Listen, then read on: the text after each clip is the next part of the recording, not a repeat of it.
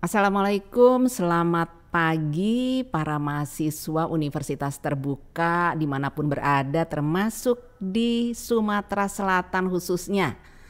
Pada hari ini saya kedatangan tamu yang luar biasa sekali ya, seorang budayawan namanya Dr. Erwan Suryanegara. Nah, kalau pengen tahu, saya tuh pengen Dokter Erwannya sendiri yang menceritakan siapa sih saya sebetulnya. Dokter Erwan, Iya, gimana tadi perjalanan ke sini? baik. Sebelum saya jawab, Ya, saya sapa dulu mahasiswa Universitas Terbuka di mana saja berada, khususnya yang di Sumatera Selatan. Assalamualaikum warahmatullahi wabarakatuh. Jadi dalam perjalanan tadi, Bu Meta, ternyata lalu lintas di Palembang yang biasanya krodit, macet di sana sini tadi, alhamdulillah mungkin kelancaran dan kemudahan itu diberikan kepada kita untuk acara ini.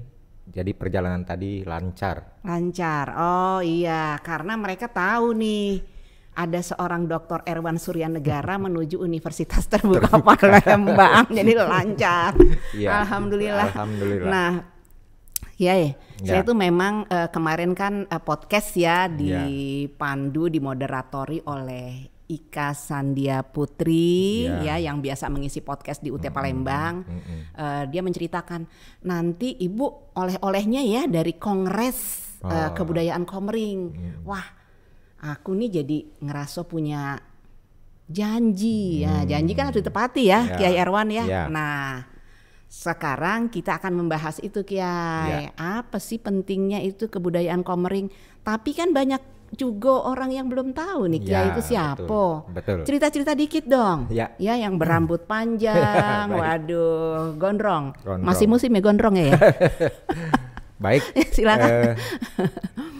Pemirsa sekalian, saya Erwan Suryanegara, kelahiran di Palembang 14 Oktober 1962. Jadi Weis, sudah masih muda, sudah masih muda. lumayan senior. Oh, senior bukan muda. Iya, sudah di atas 60 Oke. Oktober nanti. Nah, saya itu memang dari masa kecil sudah senang dengan dunia seni rupa, seperti menggambar diantaranya. Nah, itulah saya masa kecil hingga SLTA.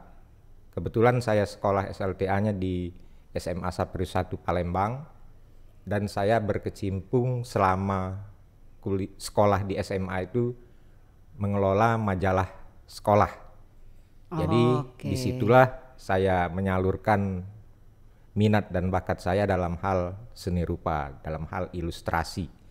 Nah, kemudian dalam proses saya selaku remaja itu, saya sering mendengar masyarakat ngomong bahwa di Sumatera Selatan ini ada kerajaan Sriwijaya yang besar katanya. Oh gitu. Ya. Jadi Kiai itu ilustrasinya tuh gambarnya gambar-gambar kerajaan atau gambar-gambar komik gitu? Iya, enggak. Enggak, ya, Sering iya. mendengar baik itu lewat sekolah maupun di obrolan-obrolan di masyarakat bahwa Sumatera Selatan ini punya namanya kerajaan Sriwijaya yang besar. Oh iya iya. Namun ketika itu karena saya mungkin sudah terbiasa berpikir kritis, tidak menerima begitu saja besarnya di mana dan mana Sriwijaya itu. Nah, itu pertanyaan yang tidak terjawab sampai hari ini.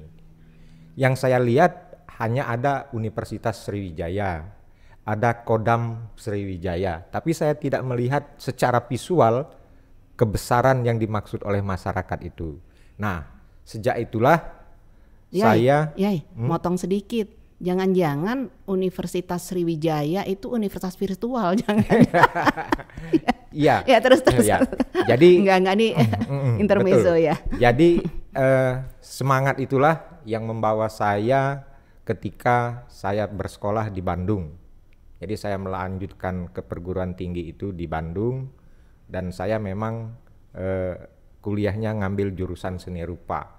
Baik dari strata 1 sampai ke strata 3 saya fokus di ilmu seni rupa itu. Jadi konsisten ya Konsisten, Kiai. ya. Oke. Kiai itu dari tadi tuh bicara masalah Palembang gitu Ya. ya. Padahal di Sumatera Selatan itu di luarnya kan mungkin ada daerah-daerah yang termasuk barangkali Kiai sudah pernah kunjungi ya. Ya. Kalau aku lihat di di media online Ya. gitu ya, seperti di Megalitik ya, di Pagar Alam, mungkin Kiai sudah ke Lahat, Ya. ke Pali mungkin ya, di sana ada Candi Bumi Ayu kalau nggak salah, dan tentunya ke wilayah Ogan Komering Ulu ya.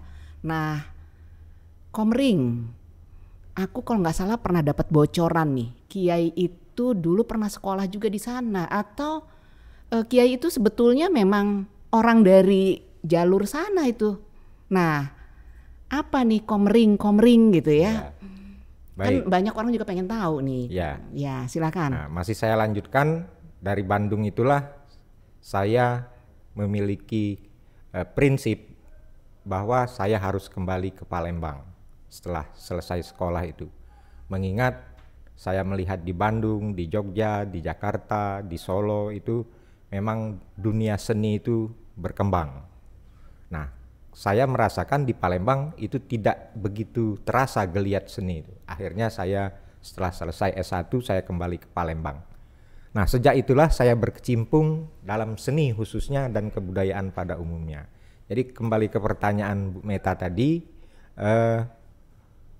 betul Sumatera Selatan ini secara budaya, secara kultural dikenal juga, selain dia Sumatera Selatan, provinsi, dia dikenal juga sebagai Bumi Sriwijaya. Yang kedua, Sumatera Selatan ini juga dijuluki sebagai Bumi Batanghari 9. Nah, mengapa disebut Bumi Batanghari 9? Karena di Sumatera Selatan ini memiliki 9 sungai. 8 sungai itu bermuara ke Sungai Musi, seperti Sungai Ogan, Sungai Komering, Sungai Lematang, dan banyak lagi beberapa lainnya sungai-sungai besar. Semuanya itu bermuara ke Sungai Musi, sehingga disebut wilayah kita ini budaya Batanghari 9. Nah, salah satunya itu Sungai Komering. Betul, saya pernah sekolah ketika SD itu di Blitang, di Gumawang, tepatnya BK 10. Saya pernah sekolah di sana di SD Saprius Blitang, Saprius Gumawang. Selama 2 tahun saya sekolah di sana, karena rupanya orang tua saya sudah mendidik supaya anaknya itu mandiri, sehingga saya disekolahkan waktu itu orang tua di Martapura. Nah, itu latar belakangnya, dan kebetulan kedua orang tua saya, ayah dan ibu, almarhum almarhumah, itu berasal dari daerah Komering, tepatnya Dusun Ulak Baru, Kecamatan Cempaka, Oku Timur kalau sekarang. Oke, jadi Jelma Komering. Jelma Kumering. Jelma Komering. Nah, Kiai, minum dulu. Ya. Aku rasa Kiai itu dari perjalanan jauh ya, dari daerah mana Kiai tadi? Kalidoni. Kalidoni ya, Kalidoni. Jadi kita minum dulu, Boleh. minum dulu. Silakan Kiai. Siap. Silakan. Kopi ya, requestnya tadi kopi. Request kopi yang datang teh. Jangan-jangan ketukar nih. Ya. Ketukar, coba dibuka punya Ya. sebelum diminum. Samot Samot, teh. oke. Iya, Apa-apa. ini supaya sehat. Nah, ya tadi kan kita ngebahas yo tentang Komering salah satunya ya, Sungai Komering, termasuk sungai yang boleh dibilang besar juga ya di Ya, antara Batanghari di antara 9 Batanghari itu, 9. dan pendukung kebudayaan dari Sungai Komering ini kan mulai dari Muara II ya, Ya. Muara II, pertemuan dari Sungai Selabung dan Saka. Ya, Disitulah mulai Berawal bernama Sungai Komering. Sungai Komering, sampai dia kemudian bermuara ke Sungai Musi, Sungai seperti Musi. itu ya. Nah, Yai, pendukung kebudayaan Komering ini menurut Kiai sendiri ya, kenapa sih sampai harus ada pertama kongres tuh ya? Kemarin kan kita sudah melaksanakan kongres itu di Prakongres. prakongres, Ya. prakongres sekali lagi prakongres ya, di Oku Timur ya. Jadi sebetulnya apa sih kok sampai terfikirkan gitu loh? Apakah karena memang sudah saatnya atau karena pendukung kebudayaan ini sudah mulai meninggalkan kebudayaannya itu sendiri, atau mungkin jangan-jangan sudah mulai dilupakan? Kalau meninggalkan kan belum tentu melupakan, tapi kalau kemudian yang terakhir ini melupakan, waduh repot juga gitu. Nah itu gimana ya? Ya, jadi tentunya gagasan kita melaksanakan prakongres atau untuk melaksanakan kongres itu nanti punya latar belakang. Jadi latar belakangnya tentu kontekstual. Kita ketahui bahwa pemerintah dalam hal ini khususnya Departemen Pendidikan dan Kebudayaan Kemendikbud RI melalui Dirjen Kebudayaan itu sudah menyelenggarakan Kongres Kebudayaan Nasional pada 2018. Nah, salah satu hasil Kongres Kebudayaan Nasional tahun 2018 itu adalah lahirnya Undang-Undang Pemajuan Kebudayaan Indonesia. Dari situlah gagasan itu berawal. Ternyata di daerah-daerah tindak lanjut dari hasil Kongres Kebudayaan Nasional itu belum merata. Salah satunya di Oku Timur.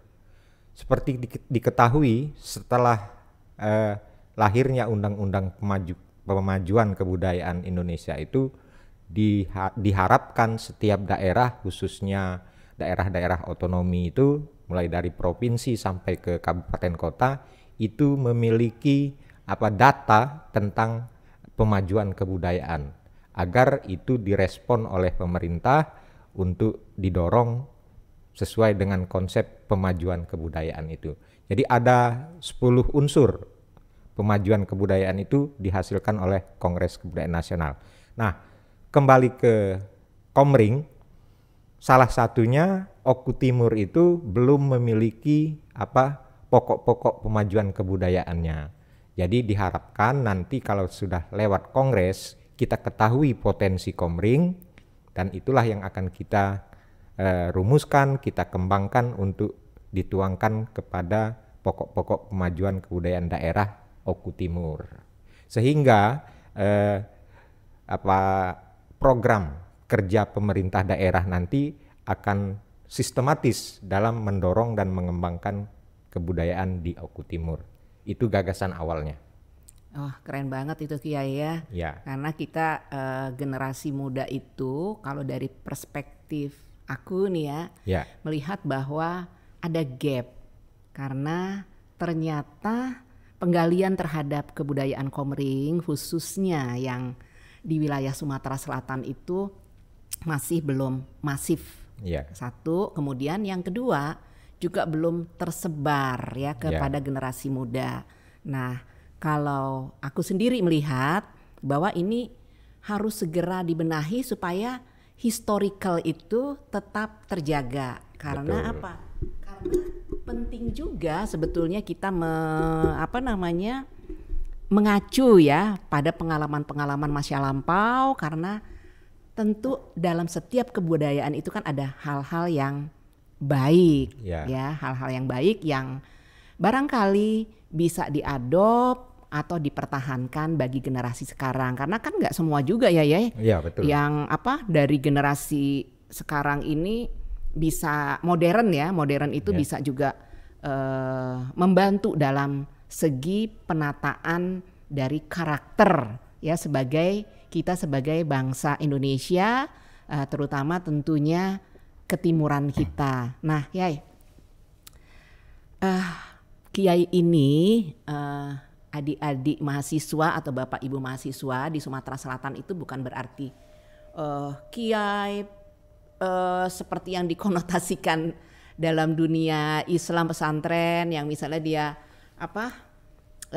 fasih dengan agama, kemudian ustadz, kemudian dia nggak harus tua ya, sekarang banyak juga ya kiai yang muda-muda ya. Betul. Tapi kiai dalam kebudayaan Komering itu Panggilan. kakak, panggilan ya, panggilan kakak. Jadi jangan salah gitu ya kalau ada orang misalnya ketemu di pasar ya atau di Jakarta atau di tempat yang lain, ketemu orang Komering atau Palembang manggilnya kiai-kiai gitu ya. Itu bukan itu, tapi lebih kepada kakak. Ya sebutan yang sebetulnya sangat indah ya, punya nilai-nilai tata krama. Dan ternyata di Komering itu juga ada panggilan-panggilan, sebutan-sebutan yang sebetulnya harus diperkenalkan juga kepada generasi sekarang ya, supaya dia lebih akrab lagi ya. Misalnya apa induk kelama ya, kemudian ada barop, barop, kelama, kemudian ada juga misalnya di dalam keluarga-keluarga mungkin bangsawan ya, ada batin, ada pun ya, seperti itu. Nanti itu bisa lah dipelajari satu-satu kalau kita sendiri sudah mengenal dengan kebudayaan itu, mengakrapinya. Syukur-syukur ya ada juga tulisan-tulisan atau literatur yang memperbanyak. Memang ada kalau saya lihat, tapi baru sedikit. Nah, ada yang menarik juga nih Kiai. Kemarin ya, kalau nggak salah tuh saya lihat tuh Kiai di YouTube atau di mana gitu ya, membumikan Komering. Memangnya Komering itu nggak membumi? Hah? Betul, nggak membumi? Ya, sudah ada sudah ada apa persoalan? Ada persoalan, ya. Menarik ini. Persoalannya apa nih ya yang Kiai tangkap gitu ya? Betul. Jadi kembali ke apa yang disampaikan Dek Meta tadi, memang tujuan kita yang utama, fokus kita itu adalah sasaran kita generasi muda. Karena pada generasi muda lah pelestarian, pengembangan kebudayaan itu akan kita serahkan, kita berikan estafetnya kepada generasi muda untuk melanjutkan. Nah, sehubungan dengan itu, tadi yang disampaikan juga oleh Dek Meta, memang di Komering atau bahkan di budaya masyarakat Batanghari 9 di Sumatera Selatan itu banyak sekali keunikan-keunikan yang khas di daerahnya masing-masing. Khususnya Komering seperti disebutkan tadi, ada tuturan atau kekerabatan, istilah-istilah kekerabatan seperti kiai itu kakak atau abang, seperti barop, Pak Lobu dan lain sebagainya. Nah, di daerah-daerah Ogan, Pasemah, Musi itu juga memiliki nilai-nilai yang sama seperti di Komering, dia khas daerah masing-masing. Mengapa? Karena etnisitas di Sumatera Selatan ini dia berlaku sesuai dengan nama sungai yang mengalir di tempat mereka bertempat tinggal. Jadi mereka itu masyarakat Batanghari 9 ini menyisir sepanjang daerah aliran sungainya masing-masing. Komering, masyarakat Komering menyisir sungai Komering sepanjang sungai Komering. Masyarakat Ogan menyisir sungai Ogan sepanjang sungai Ogan, sehingga mereka disebut masyarakat Komering, masyarakat Ogan, masyarakat Lematang, Musi dan lain sebagainya. Nah, terkait dengan hal itulah kita tentu harus mulai dari sekarang untuk membumikan Komering di tanah Komering. Itu maksudnya bahwa daerah Oku Timur itu adalah salah satu wilayah terpanjang, terluas yang dilalui oleh Sungai Komering. Sehingga kalau kita bertanya sesungguhnya di mana pusat Komering itu, di wilayah Oku Timur. Ada di Oki, Sungai Komering itu juga mengalir tapi sedikit. Ada di Oku Selatan hanya mungkin berapa meter atau berapa puluh meter. Ada di Oku Induk itu ada masyarakatnya saja yang menuturkan bahasa Komering. Ada di Lampung itu juga ada masyarakatnya saja yang menuturkan ragam bahasa Komering itu. Nah, karena Oku Timur ini merupakan pusat atau wilayah terluas yang didiami oleh masyarakat penutur bahasa Komering, maka Kongres Kebudayaan Komering itu kita mulai di Oku Timur. Jadi kembali ke istilah atau diksi membumikan Komering di tanah Komering itu maksudnya agar kebudayaan Komering itu tetap eksis, tetap ada, tetap bertahan dalam pergaulan kemajuan zaman ini. Karena kita tahu dengan semakin majunya transportasi hubungan antar daerah itu akan menjadikan Oku Timur itu didatangi oleh berbagai macam masyarakat etnis-etnis yang lain. Karena kita tahu kita ini NKRI, Negara Kesatuan Republik Indonesia, sehingga masyarakat itu punya kebebasan untuk menempati di mana saja di bumi Indonesia. Nah, karena adanya pergaulan lintas budaya inilah Komering harus kita tetapkan menjadi ikon, menjadi identitas dari daerah Ogan Komering Ulu Timur itu. Mengapa? Karena memang Oku Timur itu disebut awalnya adalah daerah Komering.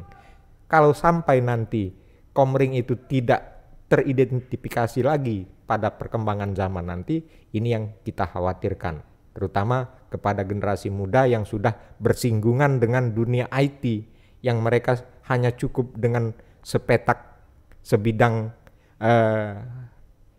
sepetak gadget, gadget itu, mereka ya. sudah merasa menggauli dunia ini. Ternyata mereka hanya di dunia maya. Itu sebabnya istilah membumikan Komering itu adalah kita memberikan penyadaran kembali ke masyarakat bahwa kita ini tanah Komering. Karena di Komering lah budaya Komering itu harus tumbuh kembang. Tidak mungkin Komering itu kita tumbuh kembangkan di Palembang. Tidak mungkin Betawi itu akan kita tumbuh kembangkan di Sumatera Barat misalnya. Jadi Komering harus tumbuh kembang di Komering. Itu sebabnya harus dipahami oleh masyarakat di Oku Timur khususnya, upaya membumikan Komering di tanah Komering ini bukan mengeksklusifkan Komering, tapi kita ingin menata agar budaya Komering itu eksis di tanah Komering.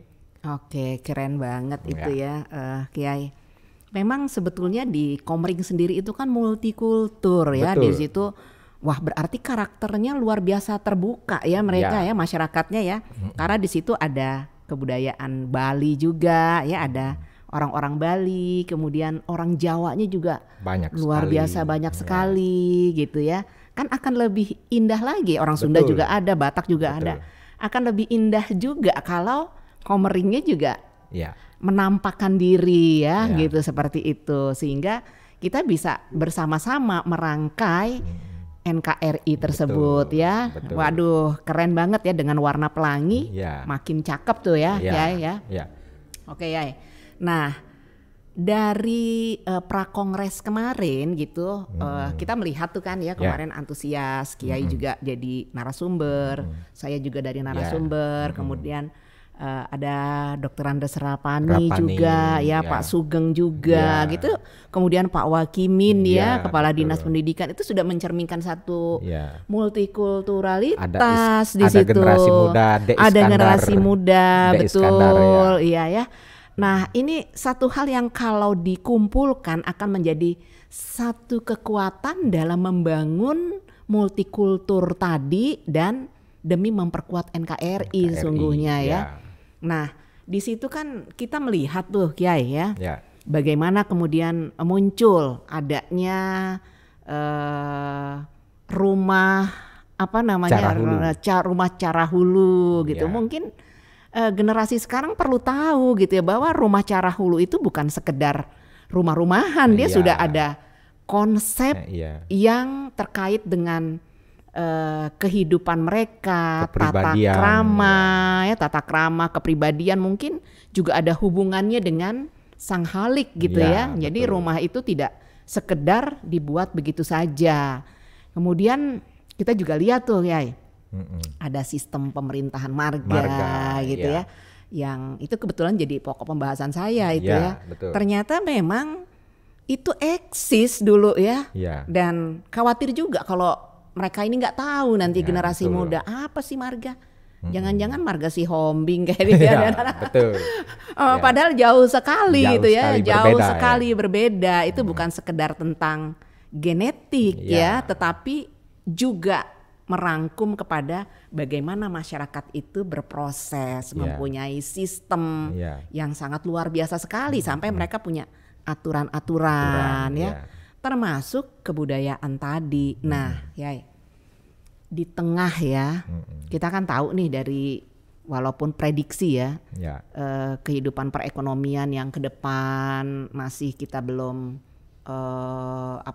pahami bagaimana keadaannya ya berikutnya gitu. Bagaimana sih sebetulnya kebudayaan ini supaya tetap eksis tadi? Karena apa? Yang namanya kerjaan kebudayaan itu sebetulnya nomor sekian, mungkin orang kan lebih mementingkan ekonomi dulu ya. Betul. Iya enggak? Nah, biasanya kan seperti itu biasanya. Tapi kira-kira bisa nggak dibalik itu? Budaya itu penting gitu ya dalam pembentukan karakter, kekuatan ekonomi itu sendiri, bisa nggak dibalik seperti itu? Bisa. Bisa, yakin nih? Iya. Jadi begini, bisanya itu seperti ini. Jadi kita harus membalik pola pikir kita, paradigma kita, pola pikir maupun tindakan itu harus kita balik, bahwa sebenarnya budaya itu atau kebudayaan itu sesungguhnya adalah keseharian kita. Keseharian kita inilah yang nanti akan menjadi kebudayaan. Karena kebudayaan itu hasil olah pikir, olah rasa yang dibuat oleh manusia untuk merespon kehidupan dan lingkungan ini agar mereka dapat bertahan hidup dalam berketurunan dan berkembang menjadi bangsa yang memiliki ciri khas masing-masing. Jadi kebudayaan itu sesungguhnya keseharian kita. Nah, ini yang menjadi kita seolah-olah abai terhadap kebudayaan itu. Kita hanya memperhatikan kehidupan keseharian kita terkait dengan ekonomi, kebutuhan makan, kebutuhan sandang pangan, itu yang kita hanya perhatikan. Karena dia bersifat praktis. Sementara kebudayaan itu sangat luas. Dia bukan hanya bicara soal ekonomi, bukan bicara soal makan, dia juga akan bicara soal nilai-nilai yang seperti diungkapkan oleh Dek Meta tadi. Dia memiliki nilai-nilai luhur yang harus kita jaga. Mengapa harus kita jaga? Ini adalah ciri khas, karakter, keunikan yang hanya dimiliki oleh masyarakat Komering. Jangan sampai karakter khas yang dimiliki masyarakat Komering ini menjadi bias dan menjadi tak bernilai. Keunikan inilah yang akan bisa menghasilkan ekonomi. Kenapa? Karena hanya ada di bumi Komering. Di tempat lain kita tidak menemukan rumah cara hulu. Rumah cara hulu itu hanya dapat kita temukan di Oku Timur atau di wilayah Komering. Nah, itu sebabnya nilai-nilai budaya seperti rumah cara hulu, seperti bahasa Komering itu dapat kita kemas. Kita kemas sesuai dengan perkembangan zaman. Untuk generasi muda misalnya, kalau mereka sudah mengenalnya, ini bisa menjadi sumber ekonomi. Misalnya bahasa Komering, itu kita pakai, kita jadikan karya untuk berkesenian. Bahasa Komering kita jadikan bahasa dalam menyusun sajak bahasa Komering. Nah, tentu ini akan bernilai khas, tidak akan sama dengan sastra daerah lainnya. Karena dia menggunakan bahasa Komering. Sehingga nilai jualnya ada di situ, keunikan. Jadi keunikan ya, itu bisa menjadi nilai jual. Nilai jual, ya. iya. Tinggal bagaimana mengemasnya, kita mengemas, iya. mengolahnya, kemudian Betul. bisa mensosialisasikan ke masyarakat gitu ya, atau ke negara lain bahkan ya, supaya mereka mau belajar juga ya. Bisa saya contohkan, misalnya saat ini generasi muda kita Indonesia ini kecenderungannya ke Korea-Koreaan. Jadi mereka selalu membuka medsosnya itu terkait dengan seni Korea, lagu Korea, segala tentang Korea. Yang untung siapa gitu Yang ya? untung siapa? Korea. Nah, seandainya generasi muda kita mau peduli dengan budaya Komering itu, ini juga akan bisa menjadi memiliki nilai jual yang tidak kalah dengan Korea tadi. Mengapa Korea bisa begitu? Karena mereka mengangkat kekhasan mereka, karakter mereka yang tidak dimiliki kita oleh bangsa Indonesia. Nah, kita balik sekarang, seandainya generasi muda kita ada di YouTube itu menyanyikan lagu Komering atau bergerak-gerak dengan gerakan-gerakan yang bernuansa Komering, tentunya tidak kalah nilainya dengan Korea tersebut. Iya, artinya perlu diyakinkan ya sebetulnya generasi muda dan semua masyarakat bahwa kita ini memiliki nilai yang sangat berharga untuk dipertahankan, nilai yang sebetulnya kalau dikemas itu juga bisa punya nuansa ekonomi. Oke, nah Yai, kalau tadi ya sudah seperti itu, sekarang nih ya, sekarang kita sudah melaksanakan prakongres, kemudian kita kan punya mimpi besar ya dari teman-teman di Komering sendiri ya, dibantu oleh tim 9 dan tim Komering 3 ya. Iya. Itu gagasan untuk mengimplementasikan kongres ya. Nah, itu konsepnya apa sih dan kemungkinannya untuk dilaksanakan itu sejauh ini bagaimana kalau menurut Kiai? Ya, jadi kembali ke hasil kongres yang sudah menyepakati bahwa hasil prakongres itu menyepakati bahwa Kongres Kebudayaan Komering itu akan dilaksanakan pada tahun 2023. Nah, harapan kita mulai dari prakongres itulah kita menyusun konsep-konsep terkait kebutuhan untuk melaksanakan Kongres Kebudayaan Komering. Di antaranya kita menyusun kepanitiaan. Mengapa? Kepanitiaan ini penting. Merekalah yang akan mengemas dan mengelola proses dari kegiatan Kongres Kebudayaan itu sehingga terlaksana nantinya. Nah, tentu untuk bergerak ini kita tidak bisa tampilkan kebutuhan dana. Nah, dana ini penting untuk terselenggaranya Kongres Kebudayaan Komering.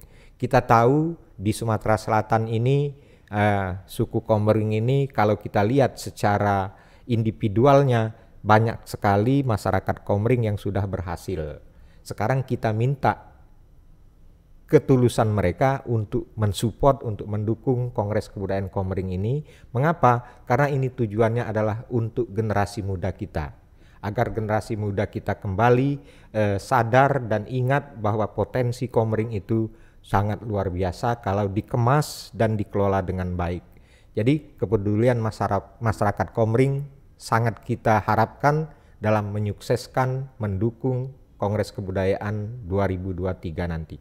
Mengapa? Karena ini akan merajut, Kongres Kebudayaan ini akan merajut kebudayaan Komering yang tersebar ada di 5 wilayah, saya sebutkan, ada di Oki, Ogan Komering Ilir, ada di Oku Timur, Ogan Komering Ulu Timur, ada di Oku Selatan, Ogan Komering Ulu Selatan, ada di Oku Induk, dalam hal ini Dusun Lengkayap itu menuturkan bahasa Komering. Kemudian ada di Lampung, itu juga penutur bahasa Komering.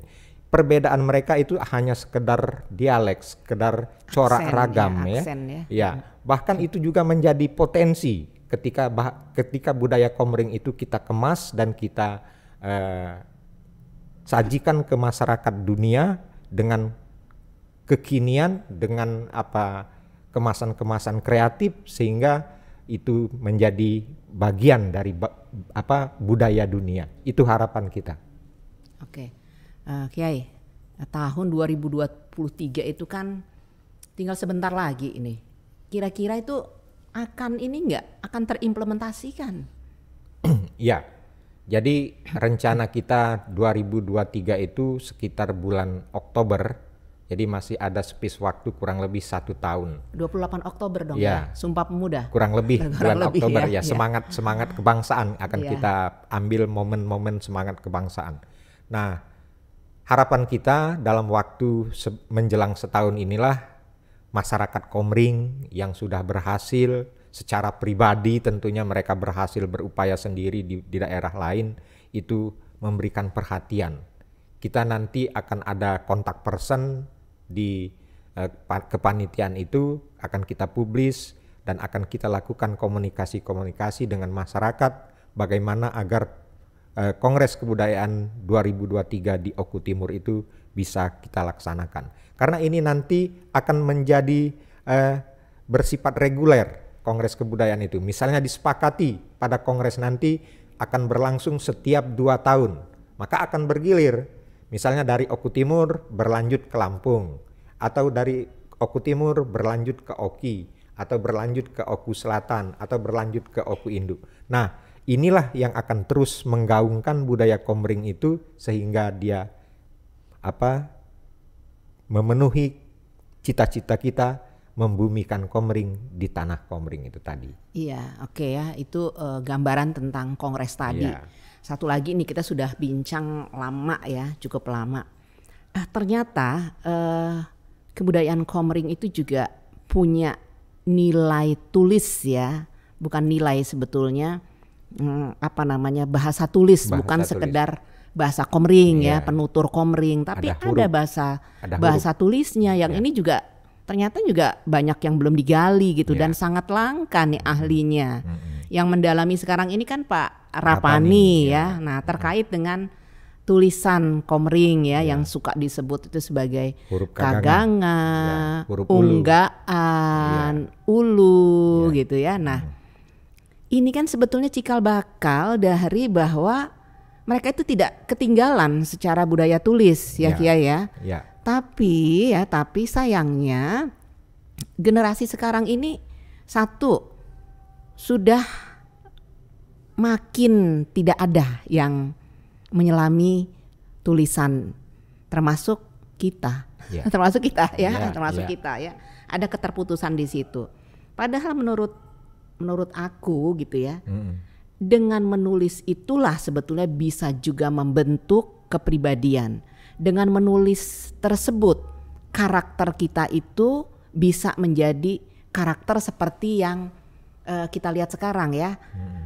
Orang-orang dari barat gitu kan, banyak tulisan, banyak penelitian, mereka juga secara logika berpikirnya juga muncul gitu. Nah, yang ingin saya tarik ya, selain budaya tulis ini memang sudah ada, apakah orang-orang komering ini punya daya daya juang dalam konteks pendidikan? Bagaimana Kiai melihatnya? Tadi kan Kiai sempat melihat bahwa banyak orang-orang yang berhasil. Apakah itu memang menjadi karakter juga dari orang komering? Baik, jadi terkait yang disampaikan Dek Meta tadi, memang salah satu poin penting itu adalah ranah pendidikan. Mengapa? Karena kebudayaan itu bisa dilestarikan, bisa berlangsung lewat pendidikan. Hanya lewat pendidikanlah, hanya lewat pewarisanlah kebudayaan itu akan tetap lestari. Kembali ke dunia pendidikan itu sendiri, Oku Timur, Sumatera Selatan memang cenderung agak boleh kita katakan dalam tanda kutip abai terhadap ranah kebudayaan ini di bidang pendidikan. Itu bisa kita buktikan jurusan-jurusan yang beranah kebudayaan ini hampir langka kita sebut di universitas-universitas yang ada di Sumatera Selatan ini. Nah, jangankan komring, budaya lokal lainnya pun itu sulit kita temukan jurusan-jurusan yang membahas atau membicarakan menggali nilai-nilai kelokalan. Kita lihat di Jawa, kita lihat di Sunda, tanah Sunda. Ada jurusan bahasa Jawa, ada jurusan bahasa Sunda. Nah, kenapa tidak di Sumatera Selatan pun ke depan itu kita perhatikan dunia pendidikannya. Jadi pemerintah daerah Sumatera Selatan harus sudah kembali memikirkan wilayah ini secara kultural. Jadi selama ini kan hanya dibicarakan Sumatera Selatan ini secara geografis politis, soal politik, soal kekuasaan. Nah, bagaimana ke depan kita juga harus memperhatikan geografis kulturalnya.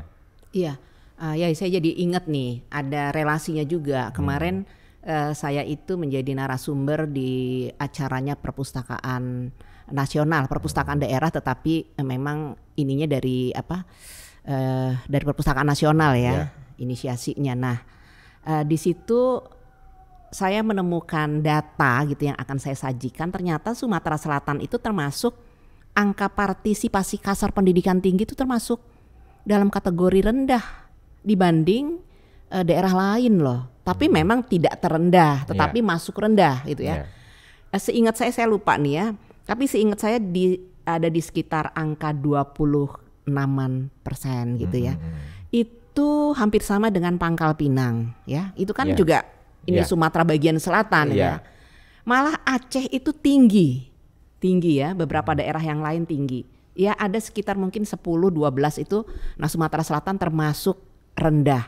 Padahal itu tadi yang saya tanyakan dalam arti kita sudah punya kebudayaan yang tinggi gitu ya di Komering itu dengan dibuktikan adanya budaya tulis ya, budaya tulis. Jadi bukan sekedar pantun, sudah tulis loh ya dengan adanya huruf kaganga itu tadi. Nah, tapi untuk kondisional yang sekarang ini kok prihatin ya, angka partisipasi kasarnya rendah. Padahal pemerintah itu sudah memfasilitasi dengan adanya universitas terbuka ya gitu. Tapi kenapa ya? Apakah itu animo masyarakat? Mudah-mudahan bukan animo, tetapi lebih kepada unsur ekonomi ya. Nah ini sudah disajikan universitas yang murah, yang bisa dijangkau, bukan murah sih betulnya, terjangkau harganya ya. Tidak murah tetapi terjangkau harganya dengan pilihan program studi yang banyak, kemudian juga akreditasinya juga sudah A dan B. Tetapi ternyata mendorong masyarakat khususnya di Sumatera Selatan dan mungkin juga termasuk di jalur Komering ya. Untuk kependidikan tinggi itu agak sulit gitu. Nah, berkaca pada hal tersebut artinya di situ ada masa gap antara budaya tulis di masa tersebut lalu. Ya, masa lalu dengan yang sekarang ya. Karena terbukti ternyata sekarang ini rendah gitu ya. Nah, ini bagaimana cara kita untuk mendorong melalui Kongres Kebudayaan bahwa pendidikan apalagi melalui budaya baca tulis itu adalah satu hal yang penting. Gimana Kiai melihat ini? Iya, jadi betul salah satu ikon atau tanda bahwa budaya itu besar, budaya itu maju, dia memiliki bahasa, dia memiliki huruf. Nah. Itu salah satu ciri budaya bangsa atau budaya daerah itu besar. Kita lihat di dunia saja, bangsa Arab memiliki bahasa Arab, bangsa Cina memiliki bahasa Cina dan huruf Cina, bangsa Jepang memiliki bahasa Jepang dan huruf Jepang. Kita Indonesia memiliki banyak bahasa, banyak huruf. Jadi kita lebih kalau mau dibanding dengan India, dengan Cina, dengan Arab dan lain-lain. Karena kita punya potensi bahasa, potensi huruf yang luar biasa di Nusantara ini. Ke depan melalui Kongres Kebudayaan ini kita akan sadarkan masyarakat, misalnya kita akan selenggarakan seminar-seminar, kita akan adakan pagelaran budaya, kita akan adakan dialog-dialog budaya, kita akan pameran-pameran karya-karya budaya, sehingga masyarakat kita kembali kondisikan pola pikirnya untuk peduli dengan kebudayaan. Termasuk budaya tulis tadi. Termasuk budaya tulis. Iya, budaya kaganga. Ternyata memang itu tadi poinnya, bahwa sebuah bangsa itu bisa menjadi besar gitu ya. Itu karena dia memiliki budaya tulis, budaya tadi penutur ya, bahasa. Ya kita lihat ya, Jepang aja kan punya huruf kanji gitu ya. Yunani kan punya huruf Latin ya. Jadi kenapa kita sendiri yang juga kebudayaannya sudah tinggi, kemudian kita meninggalkan hal tersebut ya. Dan ini juga bisa kita relasikan dengan kondisi sekarang. Mari kita juga mencintai budaya tulis ya, budaya belajar, budaya untuk mengenyam pendidikan sampai ke tingkat pendidikan tinggi. Ada satu lagi nih. Apa? Ada satu lagi. Jadi masyarakat kita sekarang, saya mengutip apa yang disampaikan oleh Bapak Direktur Jenderal Kebudayaan, Pak Hilmar Parit, bahwa masyarakat kita sekarang ini pola pikirnya cenderung terbalik ketika melihat dunia kebudayaan dan pariwisata itu sendiri. Masyarakat kita cenderung melihat pariwisatanya yang penting. Karena jadi itu dunianya praktis. Dia praktis dan bisa terlihat. Sementara nilai budaya itu cenderung ke nilai-nilai. Padahal seharusnya kebudayaan inilah yang menjadi pokok pertama yang harus kita gali, kita kembangkan untuk menjadi aset wisata. Bukan dibalik seolah-olah kepariwisataan itu yang kita bangun, nanti kebudayaannya menyusul. Itu tidak bisa. Biasanya orang berpariwisata itu akan mencari nilai-nilai budaya. Nah, kalau nilai budayanya tidak kita siapkan, kebudayaannya tidak kita kemas dengan baik, maka dunia pariwisata itu hanya jadi cerita. Orang datang sekali, orang kemudian sudah tidak mau lagi untuk mengulang datang kembali. Nah, ini yang dimaksud oleh Pak Dirjen itu, bahwa kita harus membangun kebudayaannya dulu. Kalau kebudayaannya sudah dibangun, maka dunia kepariwisataan itu akan mengiringinya. Oke, nah itu ya pesan yang sangat penting sekali ya. Jadi sekarang orang itu pariwisata seperti hanya melihat permukaannya saja gitu ya. Healing. Ya, terus itu kemudian juga pariwisata ngelihat yang proyek-proyek pengemasan, fisik, ya pengemasan ya itu kan berarti kan proyek-proyek fisik. Tapi sebetulnya di balik itu sendiri ada nilai yang luar biasa dari sejarah bangsa tersebut, gitu ya. Ada historical yang harus diketahui juga. Kalau kita pengen tahu gitu kan bagaimana sejarah bangsa Indonesia sampai terbentuk NKRI, ya mau tidak mau kan kita harus meruntut ke belakang dulu, merujuk ke belakang. Kalau kita nggak tahu bagaimana kita bisa membangun yang sekarang, seperti itu ya. Ada satu lagi, dua lagi, tiga lagi nggak apa-apa. Pesan Pak Bupati Oku Timur, Pak Lanosin waktu kita prakongres itu, agar kongres ini nanti menghasilkan hasil-hasil penelitian yang bersifat ilmiah. Itu pesan Pak Bupati yang saya selalu ingat. Jadi lewat kongres ini nanti akan kita dorong terutama adalah peraturan daerah tentang pokok-pokok kemajuan kebudayaan daerah Oku Timur. Inilah yang akan menjadi dasar untuk melakukan penelitian-penelitian. Karena penelitian itu harus didorong atau dikawal oleh anggaran penelitiannya, harus didorong oleh SDM-nya, sehingga apa yang menjadi pesan Pak Bupati itu akan bisa terlaksana kalau kita sudah melakukan penelitian-penelitian dan menghasilkan jurnal-jurnal, dan ini pula yang akan menjadi dasar pemerintah Indonesia mengakuinya sebagai warisan budaya tak benda. Dia harus ada buku-buku yang mendukung, literatur yang mendukung agar sebuah nilai budaya itu bisa dimasukkan ke dalam warisan budaya tak benda itu. Iya, jadi harus ada dasarnya. Harus ada dasarnya data ilmiah itu dalam data bentuk ilmiah. Literasi. Betul. Iya, jadi memang kembali ke data ilmiah itu supaya kita penting. Juga bisa meluruskan apa yang berserakan di media sosial sekarang. Kan sekarang sangat gampang ya Kiai ya, kita mau membuat konten apapun ya, baik itu di IG, di TikTok, di di FB, di YouTube. Tapi mudah-mudahan dengan hasil kongres nanti gitu ya, termasuk pesan Pak Bupati tadi bahwa kita ini basisnya adalah data ilmiah. Sehingga bisa dipertanggungjawabkan secara ilmiah. Oke, ya sudah siang. Siap. Saya rasa Kiai mungkin sudah ada kegiatan-kegiatan lain. Mari kita bersama-sama dengan niat yang tulus, yang ikhlas, bahwa kemajuan kebudayaan di semua aspek ya, bukan hanya Komering saja, itu menjadi bagian yang sangat penting bagi fondasi Negara Kesatuan Republik Indonesia. Karena kita memang sejak dulu sudah diajarkan untuk menghargai sesama ya, baik dari suku bangsa yang lain. Saya rasa itu tuh